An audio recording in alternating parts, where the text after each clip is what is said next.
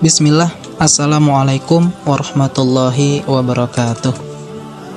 Baik sahabat mulia sekalian, selamat datang di channel Sahabat Mulia, yang pada kesempatan kali ini merupakan video pertama kami di channel Sahabat Mulia, yang semoga dari video pertama ini bisa memberikan manfaat dan bisa berlanjut untuk video-video selanjutnya, yang pastinya datang dengan berbagai manfaat lainnya. Pada video pertama ini, kami akan sedikit membahas tentang seorang sahabat yang merupakan duta Islam pertama, yang tak lain dan tak bukan adalah Mus'ab bin Umair. Di zaman Nabi Shallallahu Alaihi Wasallam, ada seorang pemuda yang kaya, berpenampilan rupawan, dan biasa dengan kenikmatan dunia. Ia adalah Mus'ab bin Umair. Ada yang menukilkan kesan pertama Al-Bara bin Azib ketika beliau pertama kali melihat Mus'ab bin Umair tiba di Madinah. Ia berkata, "Rajulun lam ara mislahu ka'annahu min rijalil jannah." Seorang laki-laki yang aku belum pernah melihat orang seperti dia, seolah-olah dia adalah laki-laki dari kalangan penduduk surga. Mus'ab adalah di antara pemuda yang paling tampan serta paling kaya di kota Mekah. Kemudian, ketika Islam datang, ia jual dunianya dengan kekalnya kebahagiaan di akhirat. Mus'ab bin Umair dilahirkan di masa jahiliyah, tepatnya 14 tahun setelah kelahiran Nabi Muhammad SAW. Sehingga Mus'ab bin Umair dilahirkan pada tahun 585 Masehi. Ia merupakan pemuda kaya keturunan Quraisy. Mus'ab bin Umair bin Hashim bin Abdi Manaf bin Abduddar bin Qusay bin Kilab bin Al-Abdari Al-Quraisy. Dalam Asadul Ghobah, Imam Ibnu Al-Athir mengatakan, Mus'ab adalah seorang pemuda yang tampan dan rapi penampilannya. Kedua orang tuanya sangat menyayanginya. Ibunya adalah seorang wanita yang sangat kaya. Sendal Mus'ab adalah sandal Al-Hadrami. Pakaiannya merupakan pakaian yang terbaik, dan dia adalah orang Mekah yang paling harum, sehingga semerbak aroma parfumnya meninggalkan jejak di jalan yang ia lewati. Rasulullah Shallallahu Alaihi Wasallam bersabda, "Ma ra'aitu bi Makkah ahadan ahsana limmah wala araqqa khullah wala an'ama ni'mah min Mus'ab bin Umair." Aku tidak pernah melihat seorang pun di Mekah yang lebih rapi rambutnya, paling bagus pakaiannya, dan paling banyak diberi kenikmatan selain dari Mus'ab bin Umair. Hadis riwayat Hakim. Ibunya sangat memanjakannya, sampai-sampai saat Mus'ab tidur, dihidangkanlah bejana makanan di dekatnya, sehingga ketika ia terbangun dari tidurnya, maka ia sudah berhadapan dengan makanannya. Demikianlah keadaan Mus'ab bin Umair, seorang pemuda kaya yang mendapatkan banyak kenikmatan dunia. Kasih sayang ibunya membuatnya tidak pernah merasakan sulitnya hidup dan kekurangan nikmat. Orang-orang pertama yang menyambut dakwah Islam yang dibawa oleh Nabi Muhammad SAW adalah istri beliau, yaitu Siti Khadijah, sepupu beliau Ali bin Abi Thalib, dan anak angkat beliau Zaid bin Haritsah radhiyallahu anhum. Kemudian diikuti oleh beberapa orang yang lain. Ketika intimidasi terhadap dakwah Islam yang baru saja muncul itu kian menguat, Rasulullah berdakwah secara sembunyi-sembunyi di rumah sahabat Al-Arqam bin Abil Arqam radhiyallahu anhu, sebuah rumah yang berada di Bukit Safa, jauh dari pengawasan orang-orang kafir Quraisy. Mus'ab bin Umair yang hidup di lingkungan jahiliyah, penyembah berhala, pecandu khamar, penggemar pesta dan nyanyian, Allah beri cahaya di hatinya, sehingga ia mampu membedakan manakah din yang lurus dan manakah din yang menyimpang, manakah ajaran seorang nabi dan mana yang hanya warisan nenek moyang semata. Dengan sendirinya, ia bertekad dan menguatkan hati untuk memeluk Islam. Ia mendatangi Nabi Shallallahu Alaihi Wasallam di rumah Al-Arqam dan menyatakan keimanannya. Kemudian Mus'ab menyembunyikan keislamannya sebagaimana sahabat yang lain agar terhindar dari intimidasi kafir Quraisy. Dalam keadaan sulit tersebut, ia tetap terus menghadiri majelis Rasul untuk menambah pengetahuannya tentang agama Islam yang baru saja ia peluknya. hingga akhirnya ia menjadi salah seorang sahabat yang paling dalam ilmunya. Kemudian Rasul mengutusnya ke Madinah untuk berdakwah di sana.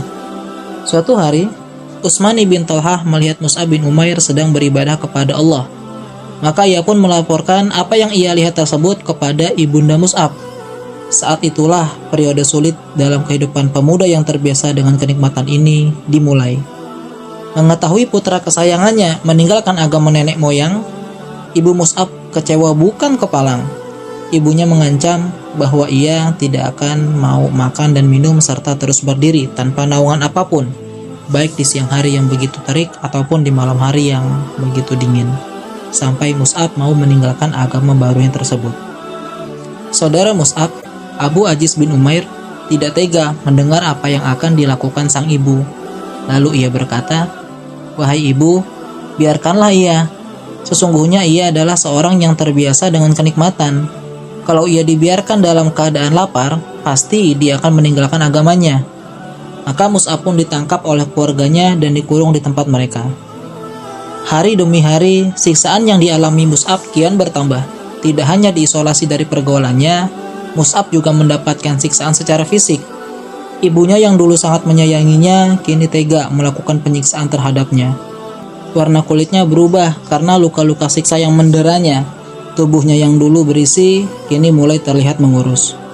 Berubahlah kehidupan pemuda kaya raya itu. Tidak ada lagi fasilitas kelas 1 yang ia nikmati. Pakaian, makanan, dan minumannya semuanya berubah. Ali bin Abi Thalib berkata, "Suatu hari kami duduk bersama Rasulullah di masjid. Lalu muncullah Mus'ab bin Umair dengan mengenakan kain burdah yang kasar dan memiliki tambalan. Ketika Rasul melihatnya, beliau pun menangis, teringat akan kenikmatan yang ia dapatkan dahulu sebelum ia memeluk Islam dibandingkan dengan keadaannya sekarang." Di samping itu, Zubair bin Awam juga berkata, "Suatu ketika Rasulullah sedang duduk dengan para sahabatnya di Masjid Quba. Lalu muncullah Mus'ab bin Umair dengan kain burdah, sejenis kain yang kasar, yang tidak menutupi tubuhnya secara utuh. Orang-orang pun menunduk, lalu ia mendekat dan mengucapkan salam. Mereka menjawab salamnya, lalu Nabi memuji dan mengatakan hal-hal yang baik tentangnya.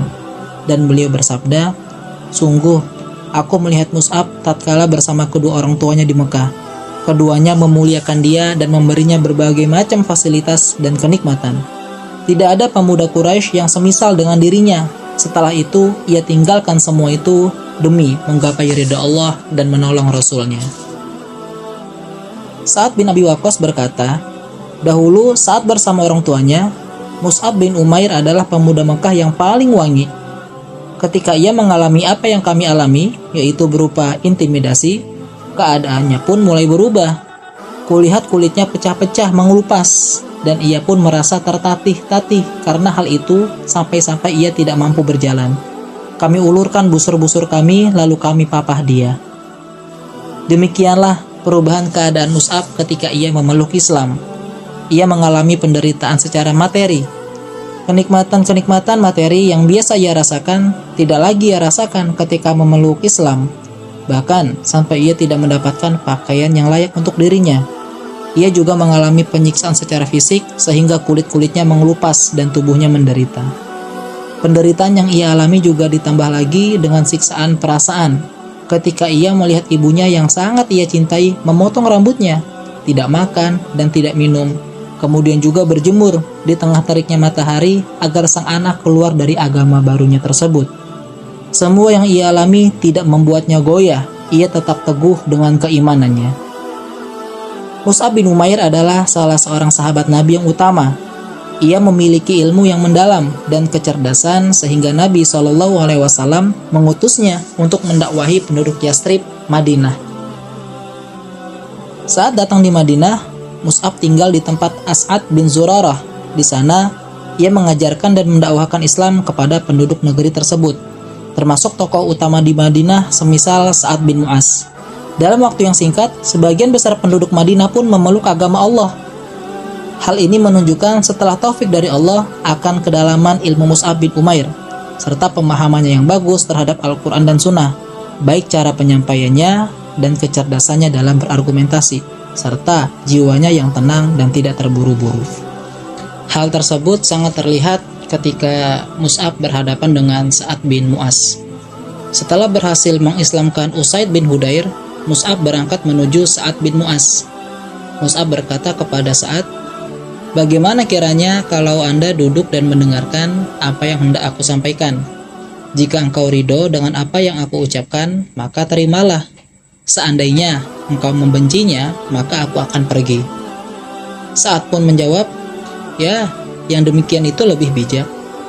Mus'ab pun menjelaskan kepada Sa'ad apa itu Islam, lalu membacakannya Al-Quran. Sa'ad memiliki kesan yang mendalam terhadap Mus'ab bin Umair dan apa yang ia ucapkan. Sa'ad berkata, "Demi Allah, dari wajahnya sungguh kami telah mengetahui bagaimana kemuliaan Islam." Sebelum ia berbicara tentang Islam, tentang kemuliaan dan kemudahannya. Kemudian Sa'ad berkata, "Apa yang harus kami perbuat jika kami hendak memeluk Islam?" Maka Mus'ab berkata, "Mandilah, bersihkan pakaianmu, ucapkan 2 kalimat syahadat, kemudian sholatlah 2 rakaat." Setelah itu, Sa'ad berdiri dan berkata kepada kaumnya, "Wahai Bani Abdu Ashhal, apa yang kalian ketahui tentang kedudukanku di sisi kalian?" Mereka menjawab, "Engkau adalah pemuka kami, orang yang paling bagus pandangannya dan paling lurus tabiatnya." Lalu Sa'ad mengucapkan kalimat yang luar biasa, yang menunjukkan begitu besarnya wibawanya di sisi kaumnya, yang begitu kuatnya pengaruhnya bagi mereka. Sa'ad berkata, "Haram bagi laki-laki dan perempuan di antara kalian berbicara kepadaku sampai ia beriman kepada Allah dan Rasul-Nya." Tidak sampai sore hari, seluruh kaumnya pun beriman, kecuali Usairim. Karena taufik dari Allah, kemudian buah dakwah Mus'ab, Madinah pun menjadi tempat pilihan Nabi SAW dan para sahabatnya hijrah. Dan kemudian kota itu dikenal dengan kota Nabi Muhammad atau Madinah An-Nabawiyah. Mus'ab bin Umair adalah pemegang bendera Islam di peperangan. Pada perang Uhud, ia mendapatkan tugas serupa. Muhammad bin Syarhabil mengisahkan akhir hayat sahabat yang mulia ini. Ia berkata, "Mus'ab bin Umair membawa bendera perang di medan Uhud. Lalu datang penunggang kuda dari pasukan musyrik yang bernama Ibnu Kumaiyah Al-Laisi yang mengira bahwa Mus'ab adalah Rasulullah. Lalu ia menebas tangan kanan Mus'ab, lalu terputuslah tangan kanannya. Lalu Mus'ab membaca ayat, "Wa ma Muhammadun illa rasul, qad khalat min qablihi rusul." Muhammad itu tidak lain hanyalah seorang rasul, sungguh telah berlalu sebelumnya beberapa orang rasul. Bendera pun ia pegang dengan tangan kirinya. Lalu Ibnu Kumaiyah datang kembali dan menebas tangan kirinya hingga terputus. Mus'ab menekap bendera tersebut di dadanya sambil membaca ayat yang sama. "Wa ma Muhammadun illa rasul, qad khalat min qablihi rusul." Muhammad itu tidak lain hanyalah seorang rasul, sungguh telah berlalu sebelumnya beberapa orang rasul. Kemudian anak panah merobohkannya dan terjatuhlah bendera tersebut. Setelah Mus'ab gugur, Rasulullah menyerahkan bendera pasukan kepada Ali bin Abi Thalib. Lalu Ibnu Kumaiyah kembali ke pasukan kafir Quraisy. Ia berkata, "Aku telah membunuh Muhammad." Setelah perang usai, Rasulullah memeriksa sahabat-sahabatnya yang gugur.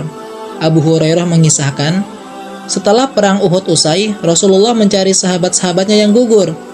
Saat mencari jasad Mus'ab bin Umair yang syahid dengan keadaan yang menyedihkan, beliau berhenti, lalu mendoakan kebaikan untuknya.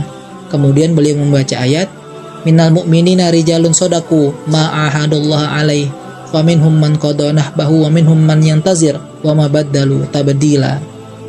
Di antara orang-orang mukmin itu ada orang-orang yang menepati apa yang telah mereka janjikan kepada Allah. Maka di antara mereka ada yang gugur, dan di antara mereka ada pula yang menunggu-nunggu, dan mereka tidak merubah janjinya. Kemudian beliau mempersaksikan bahwa sahabat-sahabatnya yang gugur adalah syuhada di sisi Allah. Setelah itu, beliau berkata kepada jasad Mus'ab, "Sungguh, aku melihatmu ketika di Mekah. Tidak ada seorang pun yang lebih baik pakaiannya dan rapi penampilannya daripada engkau. Dan sekarang, rambutmu kusut dan pakaianmu kain burdah." Tidak ada sehelai kain pun untuk menutupi jasadnya, kecuali kain burdah sebagai kain kafan untuk Mus'ab. Seandainya ditaruh di atas kepalanya, terbukalah kedua kakinya. Sebaliknya, bila ditutupkan ke kakinya, maka terbukalah kepalanya. Sehingga Rasulullah bersabda, "Tutuplah di bagian kepalanya." kemudian tutuplah kakinya dengan rumput idkhir. Mus'ab wafat setelah 32 bulan hijrahnya Nabi ke Madinah, saat itu usianya 40 tahun. Di masa kemudian, setelah umat Islam jaya, Abdurrahman bin Auf yang sedang dihidangkan makanan mengenang Mus'ab bin Umair. Ia berkata, "Mus'ab bin Umair telah wafat terbunuh dan dia lebih baik dariku. Tidak ada kain yang menutupi jasadnya kecuali sehelai burda." Abdurrahman pun menangis dan tidak sanggup menyantap makanan yang dihidangkan. Habab berkata mengenang Mus'ab, "Ia terbunuh di perang Uhud. Ia hanya meninggalkan pakaian wol bergaris untuk kain kafannya. Kalau kami tutupkan kain itu ke kepalanya, maka terbukalah kakinya. Jika kami tarik ke kaki, maka terbukalah kepalanya. Hingga Rasulullah pun memerintahkan kami agar menarik kain ke arah kepalanya dan menutupi kakinya dengan rambut idkhir." Semoga Allah meridai Mus'ab bin Umair dan menjadikannya teladan bagi para pemuda Islam. Mus'ab telah mengajarkan bahwa dunia ini tidak ada artinya dibandingkan dengan kehidupan akhirat. Ia tinggalkan semua kemewahan dunia ketika kemewahan dunia itu menghalanginya untuk mendapatkan ridha Allah. Mus'ab juga merupakan seorang pemuda yang teladan dalam bersemangat menuntut ilmu, mengamalkannya dan mendakwahkannya. Ia memiliki kecerdasan dalam memahami nas-nas syariat, pandai dalam menyampaikannya, dan kuat argumentasinya.